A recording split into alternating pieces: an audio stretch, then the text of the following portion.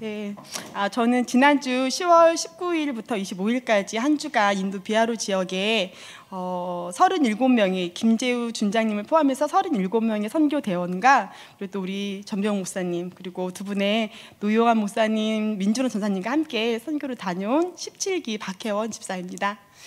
예, 저는 네, 제가 여기에 서게 하시는 그 이유에 대해서 저를 통해서 하나님 인도 비하르 지역에서 우리 새 교회를 통해 행하고 계신 그 일과 또 제게 주셨던 그 은혜를 이곳에서 나누라고 저를 세워주신다고 생각해요. 그래서 이 자리에서 선교 현장에 있지는 않았지만 모일 때마다 예배 때마다 기도로 후원하시고 이렇게 기도 힘써 주셨을 성도님들께 감사하고 그래서 그 감사함의 표현으로 전달하기 위해서 많이 썼고 준비를 했지만 네, 참 많이 떨려서 어떨 만큼 전달될지도 모르겠습니다.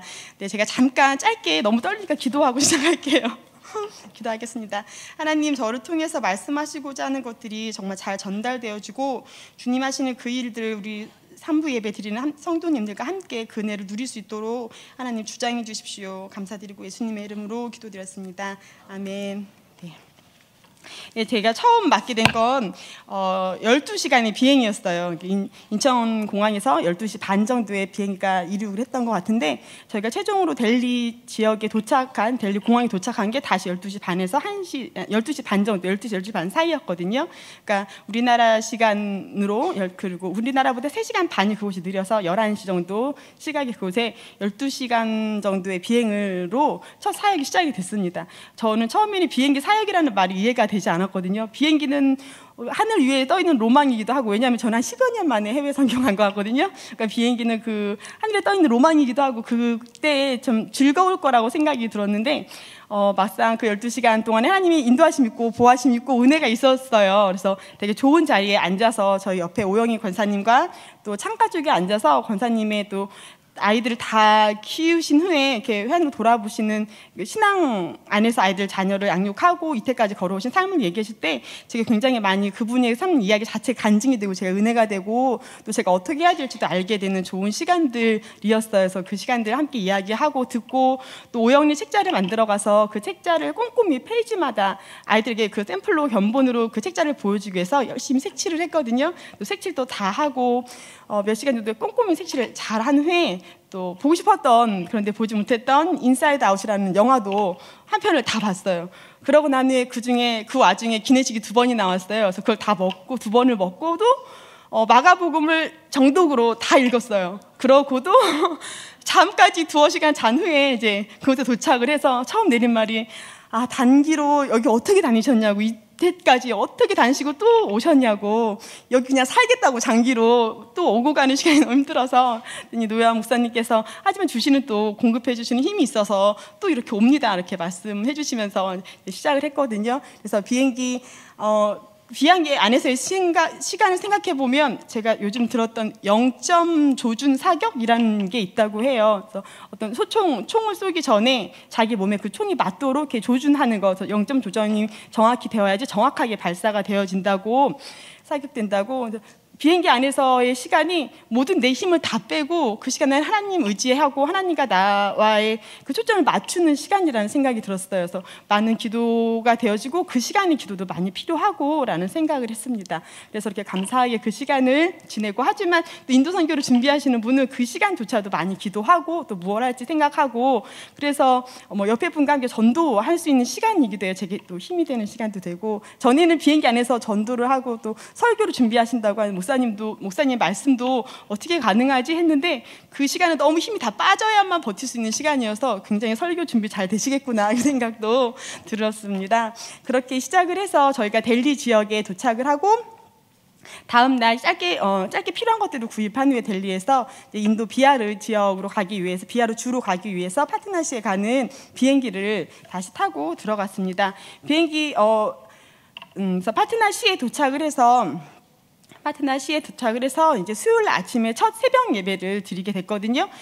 새벽 예배를 목사님과 함께 저희가 묵게 되는 2번째 예배네요. 화요일 아침에 델리시에 있는 그 숙소에서 첫 예배를 드리고 새벽 예배를 목사님과 함께 선교 대원들이 드리고 이제 다음날 드렸는데, 그때 선교 기간에 주셨던 목사님의 말씀은 요한복음 14, 15, 16장을 통하면서 예수님이 십자가에 지실 것과 예수님이 떠나신 후에 너희를 혼자 내버려 두지 않고 성령을 보내서 너희와 함께 하게 하겠다라고 하셨던 말씀을 주셨어요. 그래서 성령을 의지해서 행하라고, 그리고 성령이 의지하는 사람에게 내가 그렇지 않은지 그런지를 나타낼 수 있는 지표가 분주함이 있다는 그 말씀으로 시작을 했어요. 제가 어떤 말씀을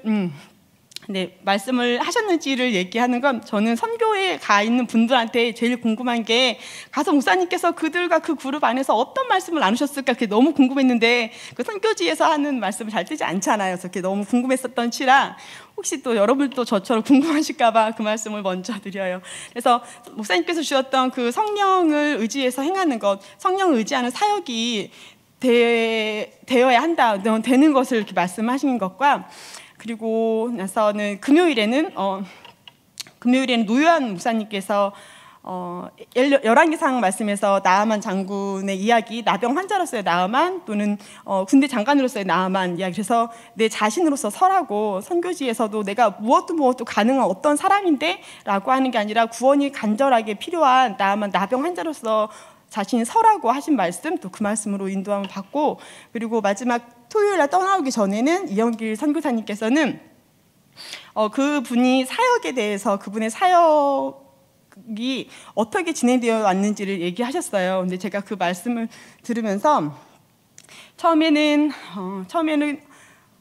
그분 말씀하신 건, 성경에서 말씀하신 건, 질그릇이 깨어져야 그 속에 있는 보배가 드러난다고, 그 질그릇이 깨어지는 것이 내가 사고하는 방식이고, 내가 어떤 관계하는 방식이고, 그런 것들이 깨어졌을 때 하나님이 그 사역을 넓혀 가신다는 말씀을 주셨거든요. 그래서 그분이 개인이 헌신하시고 또 가정이 헌신하시고 헌신해서 그 마을로 들어왔을 때 제일 첫 번째 사역지였던, 초창기 사역지였던 그분의 사역의 증거물처럼 브랜드로 나타낼 수 있었던 그 첫 번째 사역지를 다른 분에게 이양하시고 난 후에, 그런 깨어짐이 있은 후에 하나님이 낙타서문을 옮기고, 그 후에 아케풀 학교라는 것도 지어지고 아케풀 공장도 지어지고 하면서 그 인도 전체를 어우를 수 있는 사역으로 넓혀주시고, 그 다음에는 아키풀 학교에서 너무나 필요했던 영어 가르치는 선생님의 문제를 해결하기 위해서 또 아프리카와 연결해 주신 이야기를 해주셨어요. 그런데 그 연결 과정에서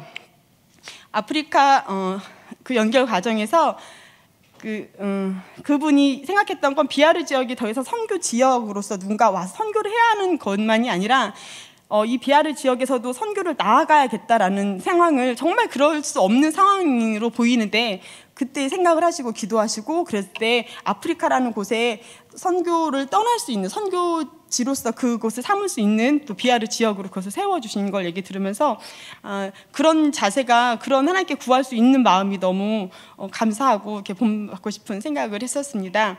그래서 제가 세 가지, 그 비행기 속에서의 시간과 또 목사님의 말씀과 이영길 선교사님의 말씀을 통하면서 하나님이 인도에서 행하시는 것들은 하나님께서 하나님의 스케일로 하나님이 계획하시고 만드시고 그것들을 이루어 가게 하시는데, 그 한 사람, 하나님과, 이영길 선교사님은 튜닝이라는 표현을 하셨거든요.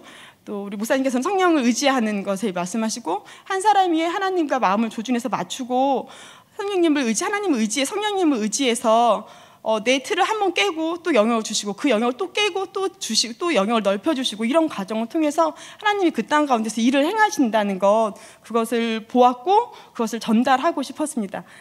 또 한 가지는, 그런데 그런 선교사님의 여러 사역 가운데 한 가지가 교회 개척이었어요. 교회 개척, 30개 교회 개척을 위해서 기도하시는데, 이 비하르 지역에서의 사역의 핵심적인 파트너가 우리 홍대 세교회라고 말씀하셨어요. 홍대 세교인으로서 그 비하르 지역에서 일어난 하나님의 핵심적인 파트너로서 뭘 할 수 있을까 생각할 때, 저는 그 교회 개척하는 것에, 교회 개척을 위해서 일단은 믿게 된 현지 분들을 신학 교육을 하셔서 그분들 통해서 가정교회를 하시거든요. 가정교회 외양간에서도 모이시기도 하고 집에서 모이셔서 현지 분들이 예배를 드려요. 근데 그분들의 이제 지도자로 사역자를 이제 가르치고 계시는데, 이제 교회 건물로 또 세워질 거 아닙니까? 그 30개 교회가 세워질 때 그 일에 정말 동참하는 사람이 되고 싶다는, 그리고 그래 동참하는 일로 세교회를 불러주셨다는 것을 나누고 싶었고, 네, 그것을 나누고 싶었습니다. 그래서 그런 곳에 신학교 그 현지 분들이 신학 교육을 잘 시켜서 또 잘 이렇게 해서 또 그곳에 지도자로 서야 되잖아요. 그런 일에 네, 또 우리 자녀들이 나중에 커서 많이 신학까지도 공부하고 그런 현지에 가서 그 일도 귀하겠다. 그렇게 신학교를 할 수 있는, 왜냐면 가서 하는 그런 일도 할 수 있으면 좋겠다라는 생각. 왜냐면 이 생각은 왜냐면 저희 첫째는 굉장히 소심하고 좀 그런 성품이 있어서 제가 적극적으로 뭐 개척하거나 무엇을 하기는 좀 어려운 성격이다. 제한된 생각으로 그랬는데 그런 일을 보니까 열심히 책임감 있게 공부한 걸로도 가서 그렇게 할 수 있겠다라는 생각을 했어요. 그래서 부모님들이 먼저 아이들보다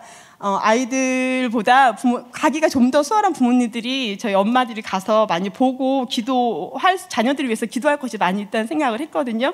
뭐 아궁이에 불을 지피다 보면 언젠가 끓겠죠. 뭐 개인적인 부르심은 자녀들에게 부르시면 하나님께서 주시겠지만 우리 부모들이 가서 엄마들이 가서 자녀들이 이후에 하나님께 어떻게 사용될지에 대해서 기대하고 꿈꾸고 기도할 수 있다는 것도 참 저한테는 감사한 일이었습니다.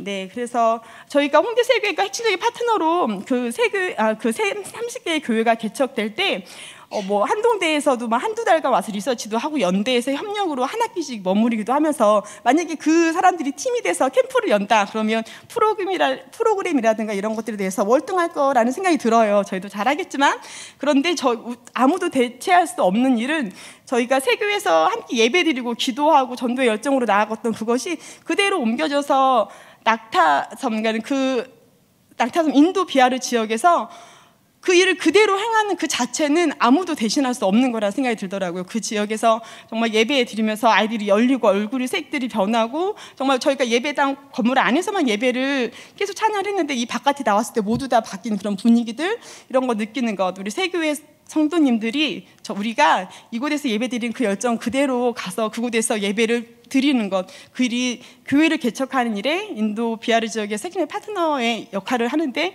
큰 일이 힘이 될 거라는 생각이 들었습니다. 그래서 다음번 5차 선교 대회 때에는 우리가 함께 가서 예배 드리고 저는 좀 몇 년 있다 갈 수 있지만 5차에 가시는 분들은 가서 힘껏 예배 드리고 그 지역에서 교회가 세워져 가는 걸 보면 너무 기쁘고 그보다 더 큰 영광이 없을 것 같습니다. 감사합니다.